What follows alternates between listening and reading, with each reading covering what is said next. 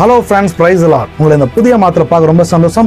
இந்த மாத்துக்கான கர்த்தருடைய ரேமா வார்த்தை பார்க்கலாம். உங்கள் துக்கம் சந்தோஷமாய் மாறும்.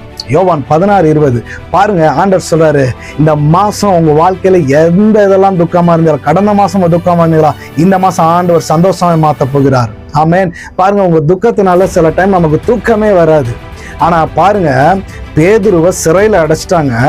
நாளைக்கு அவரை என்ன பண்ண போற, கொல்ல போறாங்க. ஆனா அவர் என்ன பண்ணிட்டு இருக்காருன்னா பயங்கரமா தூங்கிட்டு இருக்காரு. எனக்கு என்னமோ இந்த வார்த்தை தான் ஞாபகத்தை வருது. தேவன் தமக்கு பிரியமானவருக்கு நித்திரை அளிக்கிறார். அதனால ஆண்டவர் பிரியப்பட்டு நல்லா தூங்கு மகனே அப்படின்னு தற்போது. ஆனா இவருக்கு தூக்கம் வந்துருச்சு.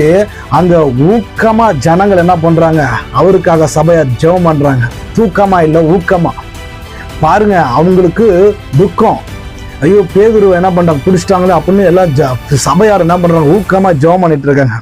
ஆண்டவர் பார்த்தாரு, ஒரு தேவ தூதனை என்ன பண்றாரு, சிறைச்சாலைக்கு அனுப்பி 4 கேட்டு காவல். 1 கேட்டுல 2 கேட்டுல 3 கேட்டுல 4 கேட்டு. ஒரு கேட்ல இருந்து தப்பிச்சாங்கன்னா அடுத்த கேட்ல லாக் ஆயிடுவாரு. ஆனா 4 கேட்டையும் தேவன் என்ன பண்றாரு, தேவ தூதனை வச்சு ஓபன் பண்ணி பேதுருவை வெளியே கொண்டு வராரு.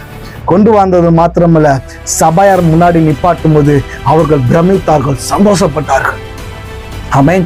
பாருங்க, சபையாரு எல்லாம் ஊக்கமா ஜெபம் பண்ணாங்க. நம்மளால தூக்கமா அங்க இருந்தாரு.